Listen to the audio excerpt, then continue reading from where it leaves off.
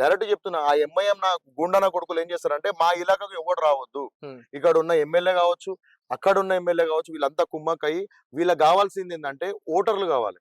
మన వాళ్ళు లేకపోతే మన దేశ సంపద కాపాడాలనో లేకపోతే మన దేశాన్ని కాపాడాలనో ఉద్దేశం ఎవ్వరికీ లేదు. ఎందుకంటే అట్లుంటే ఇన్ని లక్షల మంది ఇక్కడ ఉండరని నేను అంటున్నా. ఓకే. ఎందుకంటే ఈ రాజకీయ నాయకుల వల్లనే ఇదంతా జరుగుతుందని నేను అంటున్నా. అన్న ఎందుకంటే యాహ్! చెప్పండి. ఇక్కడ ఉన్నటువంటి నా క్వెషన్ ఏందంటే మేజర్‌గా హ్మ్. ఒక గ్రామాన్ని తీసుకున్నా, లేకపోతే ఒక ఒక మున్సిపాలిటీ పరిధిలో ఉన్నటువంటి ఒక డివిజన్‌ని తీసుకున్నా, హ్మ్. అక్కడ ఏదైనా జరుగుతుంది అంటే ఆ డివిజన్‌లోని ప్రజలు ఖచ్చితంగా క్వెషన్ చేస్తారు. హ్మ్. ఒక ఊర్లో ఏమైనా జరుగుతుందంటే ఆ గ్రామంలో ఉన్నటువంటి ప్రజలు క్వెషన్ చేస్తారు. హ్మ్. కానీ బాలాపూర్‌లో ఇంత జరుగుతుంది అన్నా కూడా హ్మ్. అసలు వాళ్ళ గురించి ఎందుకు ఫైట్ చేయలేకపోయారు బాలాపూర్ వాళ్ళు అంటే మీరేం చెప్తారన్న? హ్మ్.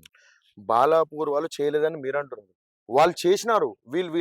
వీళ్ళేందంటే అది ఓల్డ్ సిటీకి అంటే ఎంఐఎం అడ్డా అది. సాయినగర్ అని ఉంటది. సాయినగర్ యాహ్! ఆల్రెడీ అది ముస్లిం అడ్డానే. యాక్చువల్ సాయినగర్ అంటే మనోళ్ళు అనుకుంటాం. మేమైతే మనోళ్ళదే అనుకున్నా నేనైతే. మీరనుకున్నారు. కానీ అదేంటంటే ఓల్డ్ ఆల్రెడీ పోయింది. సగం బాలాపూర్ గూడా ఇప్పుడు పోయింది. హ్మ్. అయితే అక్కడ ఏమైపోయిందంటే, అక్కడ ల్యాండ్ లార్డ్స్ ఉన్నారు చాలా మంది. వాళ్ళకు డబ్బులు మాత్రమే గావాలి. వాళ్ళేం జేసినారంటే, మేము ప్లాట్లు చేసుకొని అమ్ముకొని ఎళ్ళిపోతున్నాం. హుహు. ఇప్పుడు నీలాంటోడు, నాలాంటోడు పోయిండంటే ఆడు 20,000 గజం. హ్మ్. ఈడేముంది అడవి నేను 20,000 పెట్టా అంటాడు. అదే ముస్లిం 25,000 కూడా కొట్టి కొంటాడు. కారణం ఏంది? వాళ్ళకు పైనుంచి ఫండొస్తది. ఆ ఫండ్ తోటి వాళ్ళు కొని ఆడొక నగరమే నిర్మించుకున్నారాళ్ళు.